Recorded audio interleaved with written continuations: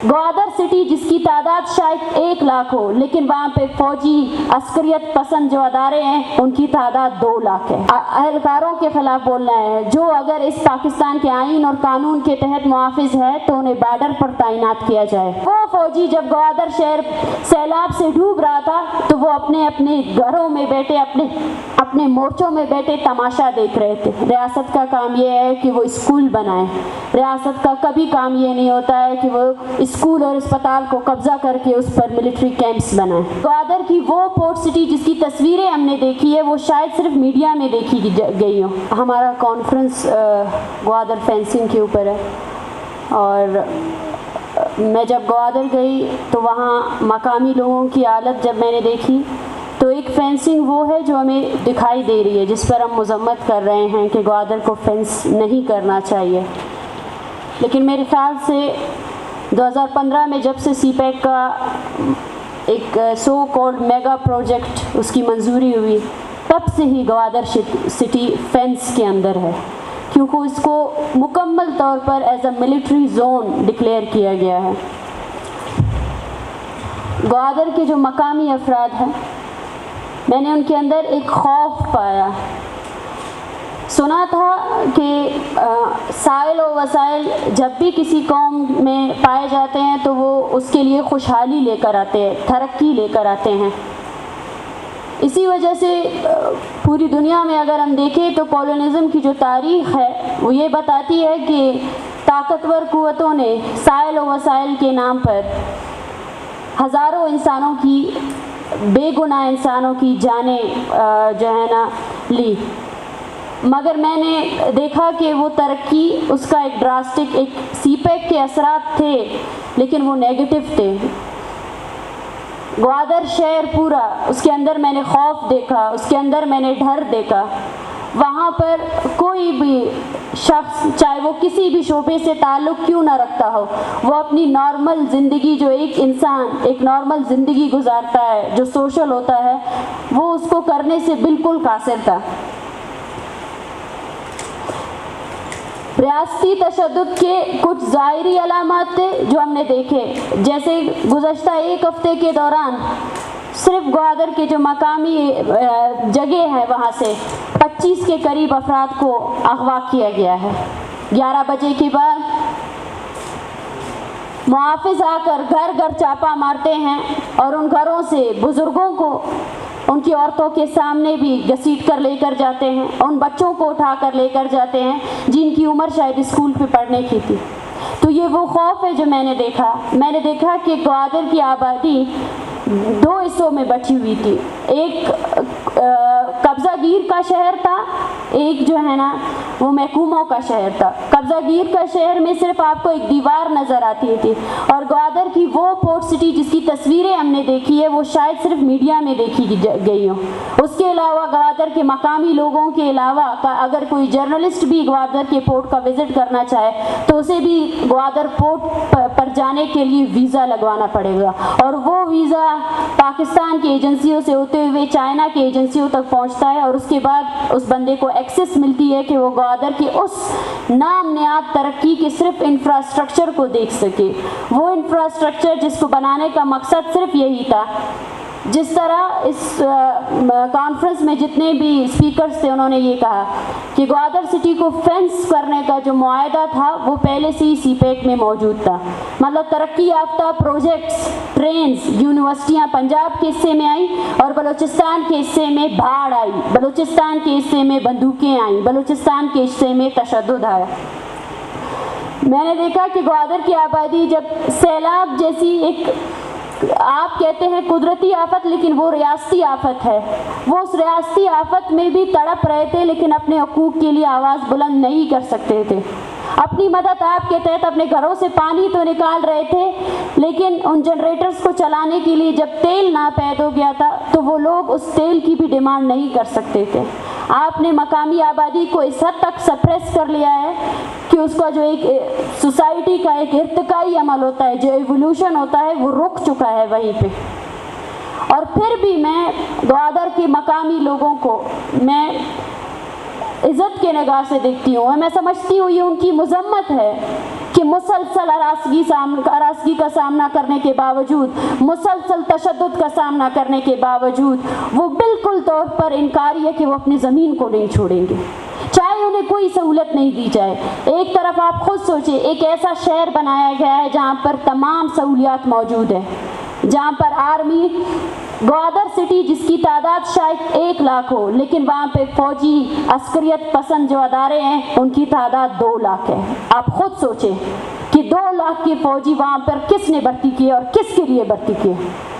اور وہ فوجی جب گوادر شہر سیلاب سے ڈوب رہا تھا تو وہ اپنے اپنے گھروں میں بیٹھے، اپنے مورچوں میں بیٹھے تماشا دیکھ رہے تھے۔ تو یہ ہے وہ گوادر سٹی، یہ وہ گوادر ہے جس کی حقیقت چھپائی جاتی ہے، اور وہ چھپائیں گے۔ یہ ان کا منصوبہ ہے کہ گوادر شہر کو مکمل طور پر وہ اپنے کنٹرول میں لے لیں، ایک ملٹری اسٹیٹ بنا سکے جہاں سے وہ تمام چیزیں ایکسٹریکٹ کر سکیں۔ لیکن یہ فرض ہمارا بنتا ہے، جس طرح خیر بخش نے کہا تھا کہ کھولوں سے نکلنے والا تیل کی جو ہے وہ مری نہیں ہے بلکہ پورا بلوچستان ہے۔ اس طرح ہمیں بھی سمجھنا پڑے گا کہ آج یہ مسئلہ صرف گوادر کے مقامی لوگوں کا نہیں ہے، آج یہ مسئلہ پورے بلوچستان کا ہے۔ یہ باڑ صرف گوادر میں نہیں لگائی جا رہی ہے بلکہ یہ باڑ بلوچستان میں لگائی جا رہی ہے۔ جو کنٹونمنٹس بنائے گئے ہیں یہ باڑ، اور اس کے بعد ایک باڑ ایسی بنائی جا رہی ہے جو ہمارے کلچر، ہماری سماج، ہماری پورے زمین کی جو ایک اسٹرکچر ہے اس کو برباد کر دے گا۔ تو اس کے لیے آواز اٹھانا، میرے خیال سے وہ نہیں بول سکتے بھی تو ہم ان کے لیے آواز اٹھائیں گے۔ اور ایسا نہیں ہے کہ وہ نہیں بول پا رہے ہیں۔ جس دن کھدائی شروع ہوئی اس دن کوئی سیاسی ورکر شاید وہاں موجود نہیں تھا، کوئی نام نہاد میڈیا وہاں موجود نہیں تھی، کوئی نام نہاد، وہ شرم کی بات ہے، وہ نام نہاد پولیٹیکل پارٹیز جنہوں نے سائل و وسائل کے حفاظت کے نام پر سیاست کی وہ وہاں موجود نہیں تھے۔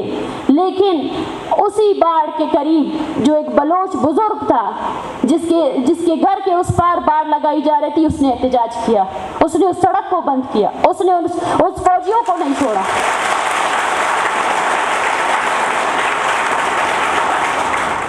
تو یہی ہماری امید ہے کہ گوادر کا مقامی ہر طرح کے جبر سہنے کے بعد بھی وہ کھڑا ہے، ہر طرح کی تکلیف برداشت کرنے کے بعد بھی وہ مکمل طور پر انکاری ہے کہ وہ اپنی زمین کو نہیں چھوڑے گا۔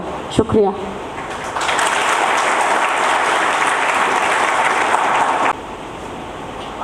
دیکھیں، سب سے پہلے تو بات یہ ہے کہ ہمیں اپنے لوگوں کو عوامی مذمت کی طرف لے کر آنا پڑے گا۔ ہم میں ہمیشہ ایک چیز ڈالی گئی ہے، غلام قوم میں خاص کر، کہ ہم ہمیشہ فیٹلسٹک ہو جاتے ہیں۔ جو ہمارے اندر ارد گرد ہو رہا ہے اس سب کو اپنا تقدیر مان کر ہم خاموشی اختیار کر لیتے ہیں، لیکن یہ ہماری تقدیر نہیں ہے۔ یہ ان قوتوں کی وجہ سے ہو رہا ہے جو قوتیں صرف اور صرف بلوچ سائل اور وسائل کی وجہ سے ہم پر حاکمیت کر رہے ہیں۔ بلوچ یکجہتی کمیٹی بلوچ نسل کشی کے خلاف جاری اس تحریک میں تمام عوام کو اسی طرح موبلائز کرے گی۔ اسی طرح ان کو ہم یہ بتانا چاہتے ہیں کہ ہمارا اور آپ کا مسئلہ ہے۔ دنیا کی کسی بھی ریاست میں ریاست کا کام یہ ہے کہ وہ اسپتال بنائے، ریاست کا کام یہ ہے کہ وہ اسکول بنائے، ریاست کا کبھی کام یہ نہیں ہوتا ہے کہ وہ اسکول اور اسپتال کو قبضہ کر کے اس پر ملٹری کیمپس بنائے۔ ریاست کا کام یہ نہیں ہے کہ وہ سیکیورٹی کے نام پہ آپ نے سیکیورٹی کے نام پہ بلوچستان کے ہر شہر میں کنٹونمنٹس بنائے ہوئے ہیں۔ بلوچستان کے ایسے شہر بھی ہیں جہاں آپ نے نیوی بیسز بنائے ہوئے ہیں، وہاں اس کی کوئی ضرورت نہیں تھی لیکن آپ نے بنائے ہیں۔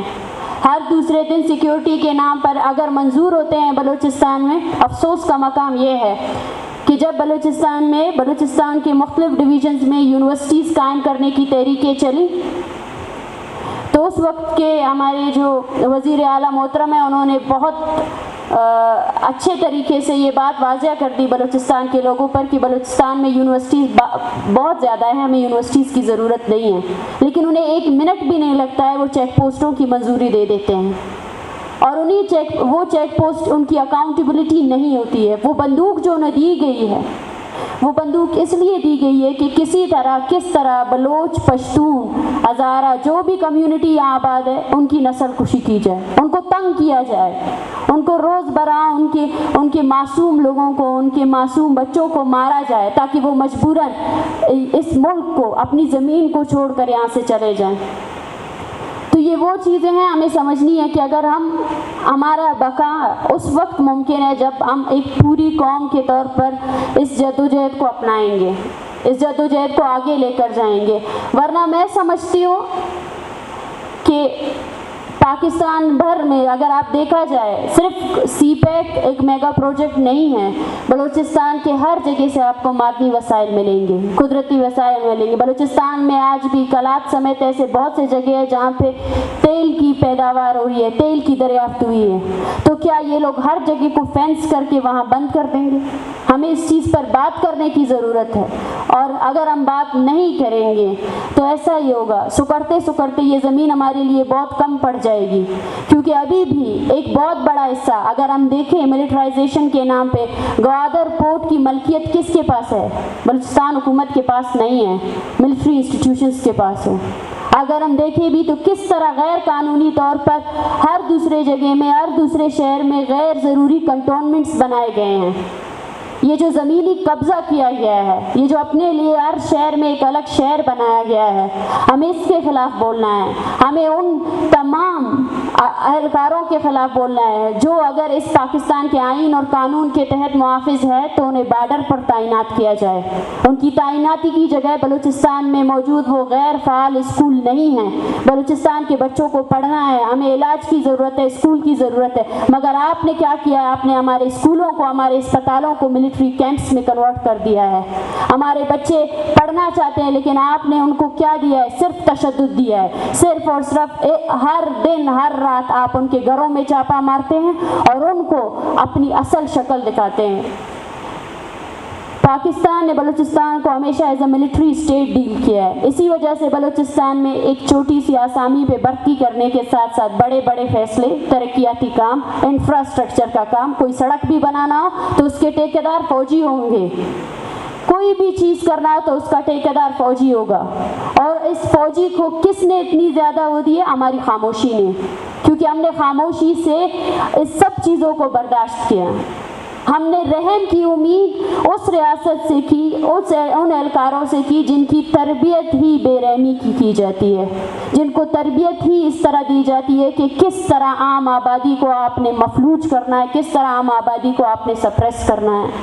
تو یہ سوچنے کی بات ہے، اور یقین کریں یہ مزاحمتی جو تحریک ہے، یہ بلوچ یکجہتی کمیٹی اکیلے کبھی کامیاب نہیں ہو سکتی اس پہ، جب تک پوری عوام اس کے ساتھ نہ ہو۔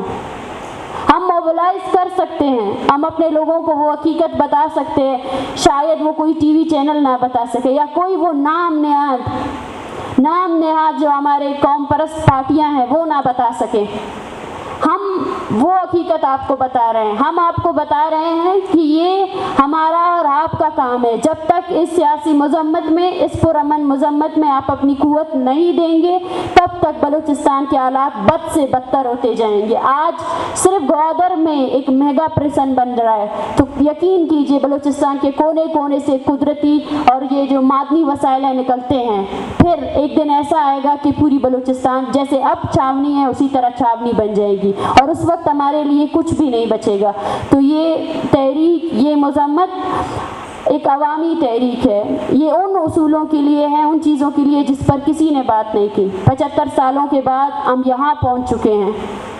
وہ لوگ جو ہم سے پہلے جنہوں نے قربانیاں لی، جو ہمارے سیاسی لیڈران تھے، انہوں نے ہم سے یہی کہا تھا کہ وقت بہت کم ہے یہاں پہ موجود قوموں کے پاس، اور یہی میں آپ سے پھر سے کہنا چاہتی ہوں کہ وقت بہت کم ہے۔ اگر ہم آج بھی سیاسی مذمت کے بجائے خاموشی کا راستہ اپنائیں گے تو شاید کل کو ہم اچھے طریقے سے اپنے زمین سے بالکل طور پر دستبردار ہو جائیں گے، اور پھر کل کوئی بلوچ یہ نہیں کہے گا کوئی بلوچستان میں رہتا ہے، اور نہ ہی پشتون اپنے زمین میں رہنے کے لیے ایک مقامی پشتون کا کلیم کر سکتا ہے۔ Thank you.